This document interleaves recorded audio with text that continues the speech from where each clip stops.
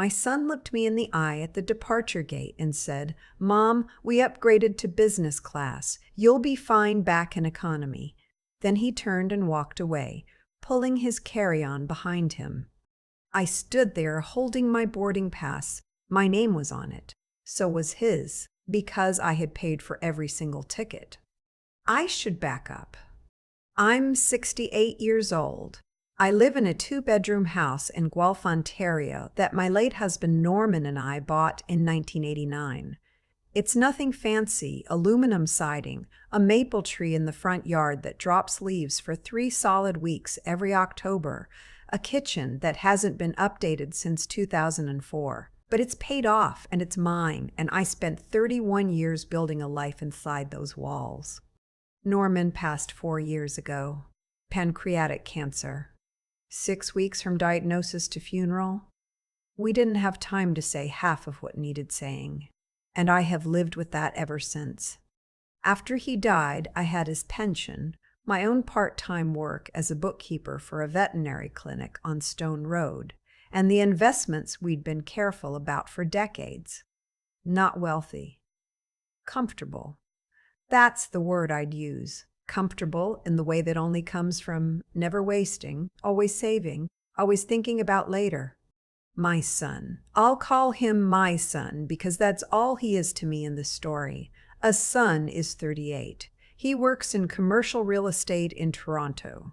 His wife has a marketing position at a firm downtown. Together, they earn more money in a year than Norman and I earned in a decade. This is not an exaggeration.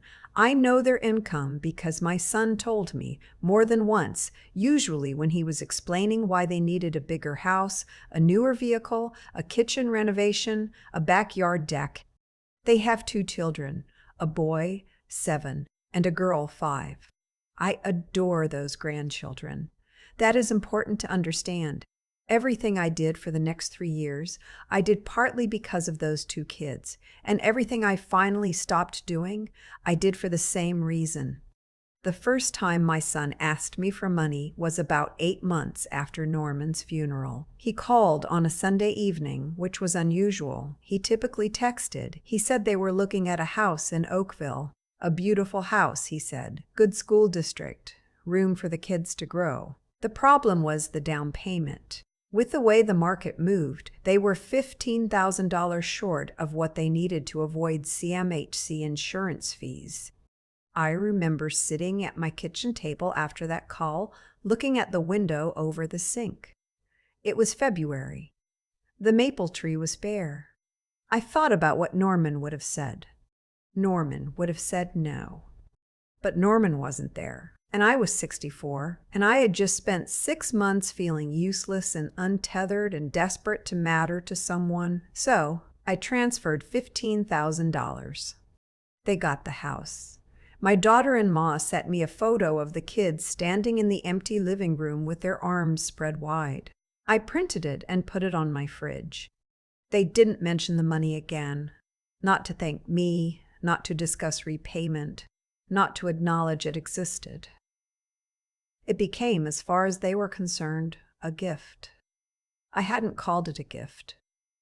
I hadn't called it anything. That was my first mistake. 6 months later, it was the vehicle. The lease on their SUV was ending, and the new one they wanted was a different trim level, and there was a gap. Could I help with $8,000 just to bridge it? My son said they'd pay me back by Christmas.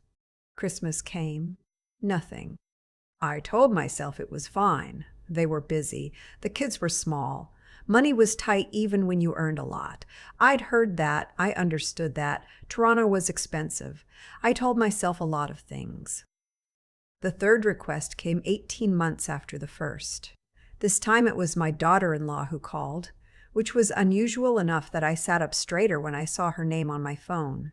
She wanted to talk about their basement. They were planning to finish it, a proper renovation, permits and everything, and they'd gotten quotes, and the quotes were more than they expected. She mentioned a number, $32,000.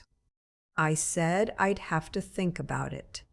She said, of course, take your time. And then she said, The kids would love having a proper playroom down there.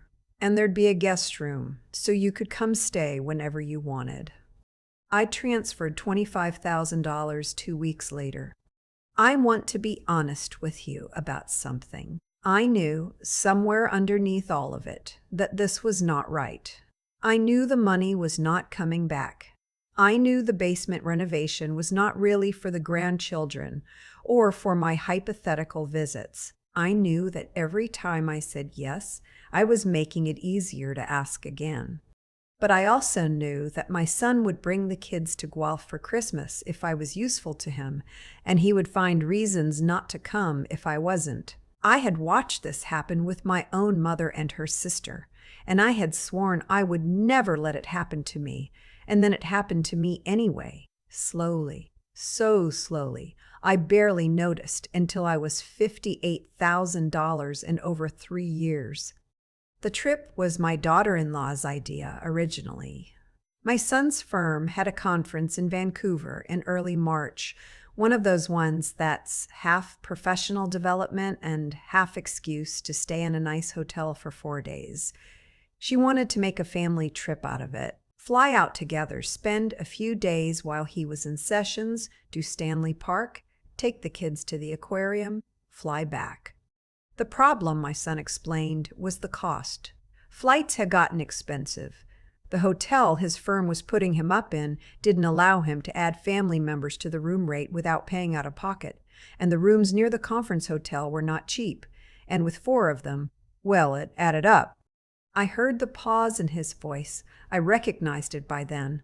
He didn't have to finish the sentence. I said I would look into it. I booked 4 return flights from Toronto to Vancouver. Economy class, because that's what I found first and what was reasonable.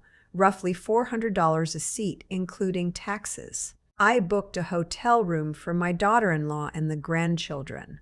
A nice one near the water with a pool the kids would love. I booked myself a room in a smaller hotel 2 blocks away because I thought they'd want their space. The total, by the time I was finished, came to just over $6,000. I did not hear thank you. What I heard 3 days before departure was a phone call from my son asking whether I'd used points for anything, because if not, he was wondering if I could cover the difference to upgrade him and his wife and the kids to business class, just for the legroom, he said. It was a 5-hour flight. The kids got restless. I said I would think about it. I did not upgrade them. We met at Pearson on a Thursday morning in March. It was just past 7. The kids were excited. My granddaughter kept spinning in circles near the check-in kiosks, and my grandson had a backpack shaped like a shark. I hugged them both for a long time. My daughter-in-law gave me a quick kiss on the cheek. My son checked his phone. We got through security together and found the gate. I bought a coffee. The kids asked for muffins, and I bought them muffins. And my daughter-in-law made a small performance of saying they really shouldn't, but she didn't stop them, and I didn't mind. About 40 minutes before boarding, my son came and sat down next to me. He had that look he gets, a kind of studied casualness, like he's rehearsed what he's about to say. He said, "So, I have to tell you something." I waited. He said that he and his wife had used some of his conference bonus to upgrade their seats to business class, just the 4 of them. He said it was an early anniversary gift, kind of. He said the kids really did struggle on long flights. I asked about my seat. He said my seat was fine, wasn't it? Economy was perfectly comfortable. It was only 5 hours. He said I probably preferred the quiet anyway, having my own space, not having to worry about the kids.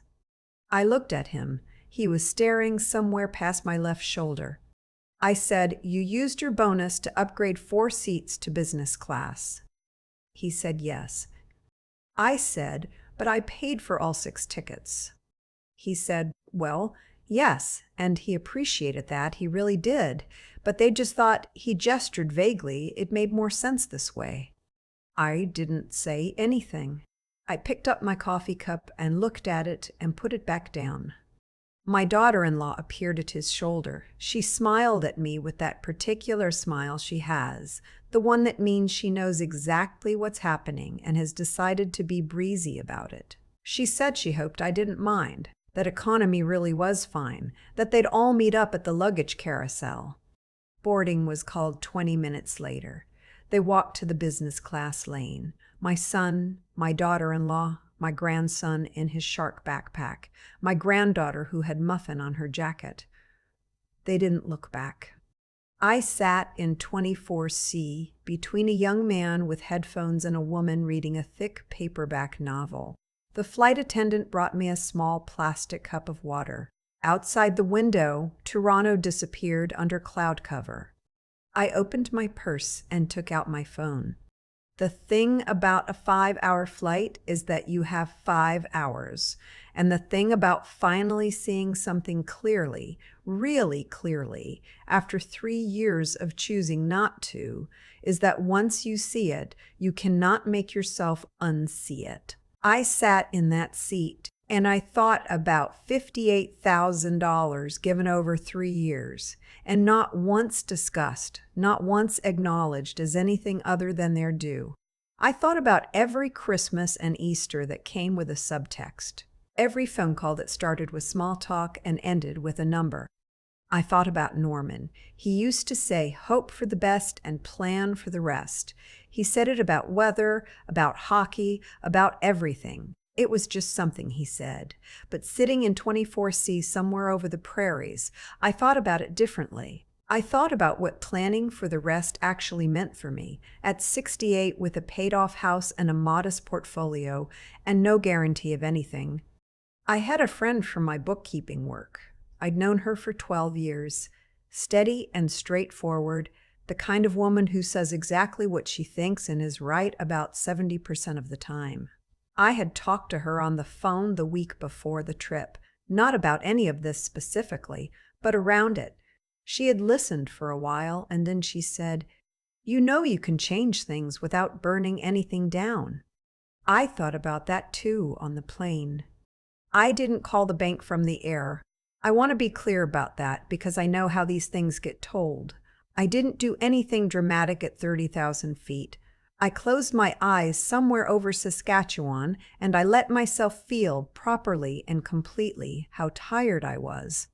We landed at YVR just after 10 local time. I found my bag. The kids ran to me at the carousel and my granddaughter grabbed my hand and asked if we could go swimming at the hotel. I said yes, of course we could. My son and daughter-in-law were on their phones. We took separate cabs.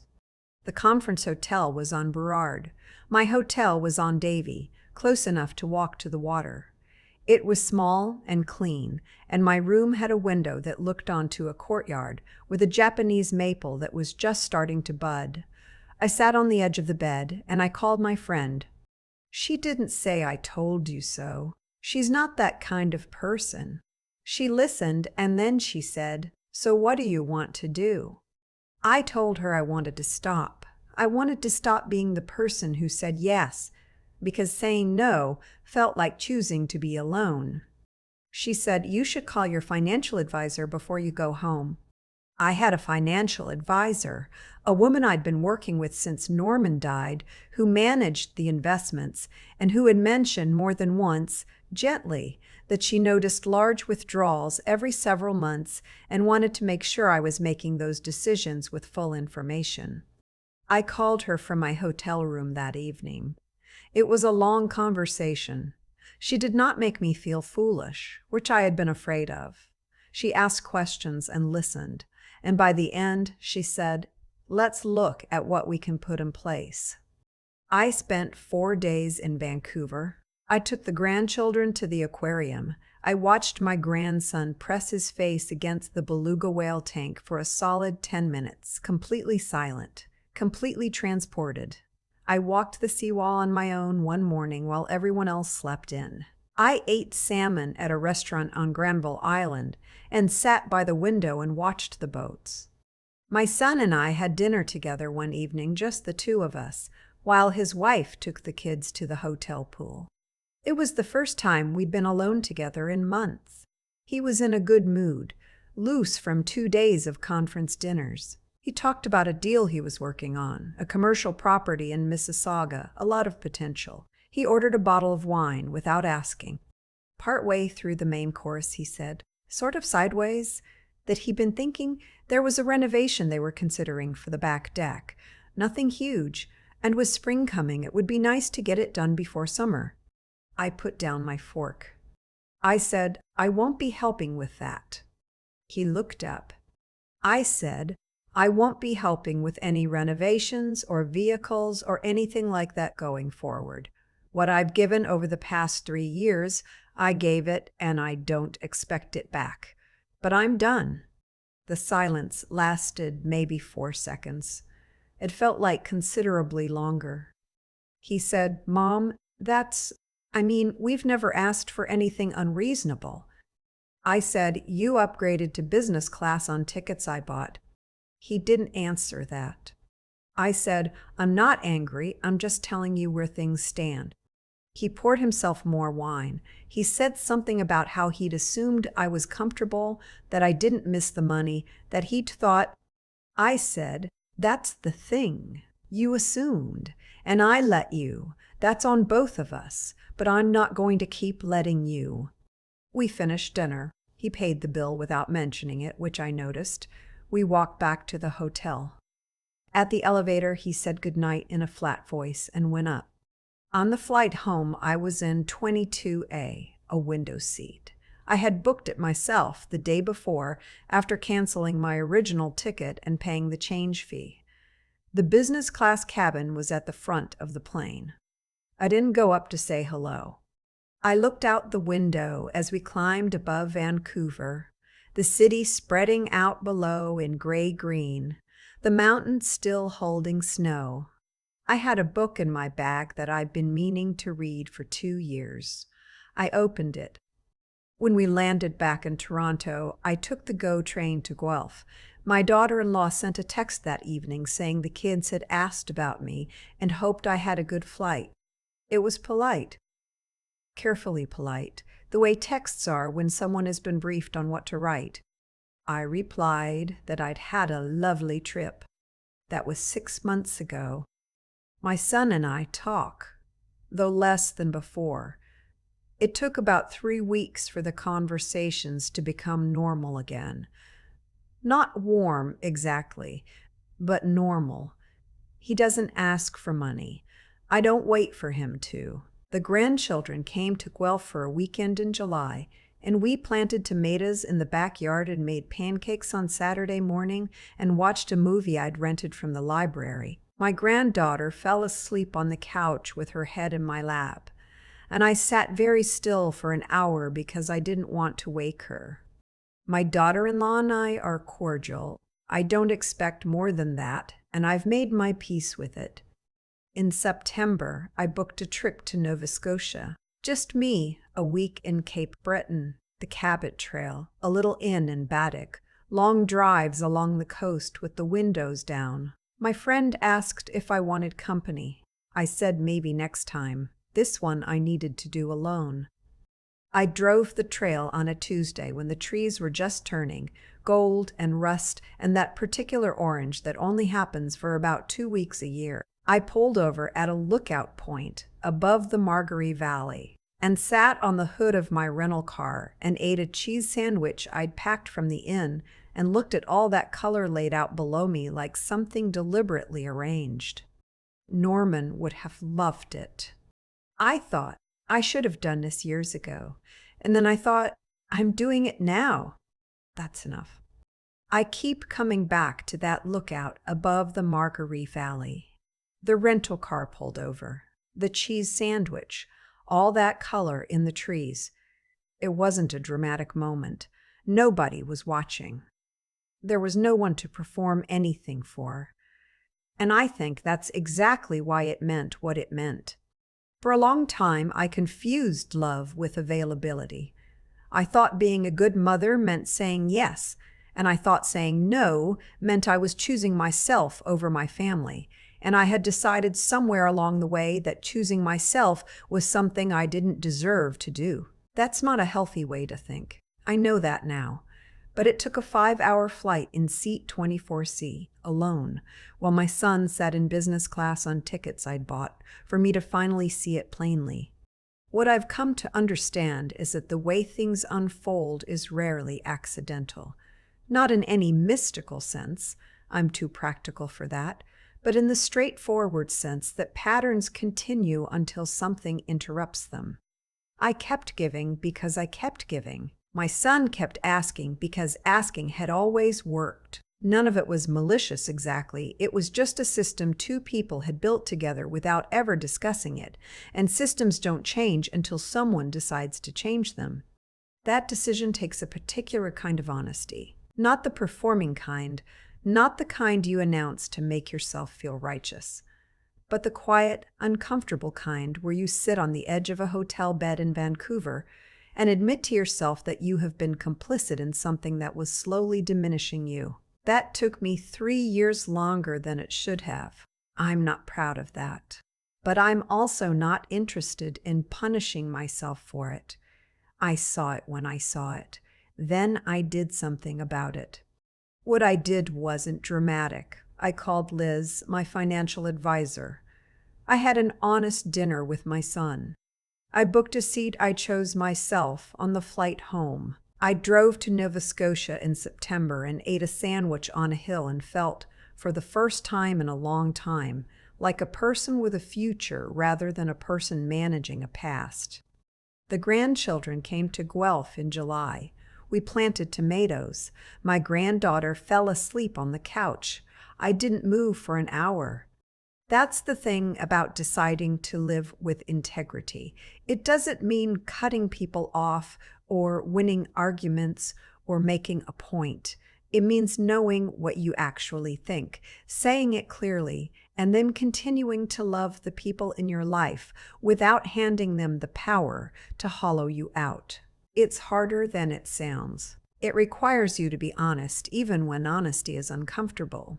To think clearly even when emotion is pushing you toward old habits, and to keep going even when the outcome is uncertain, and the relationships you care about are in a kind of suspended state while everyone adjusts. Norman used to say, "Hope for the best and plan for the rest." I used to think that was just something he said. I don't think that anymore.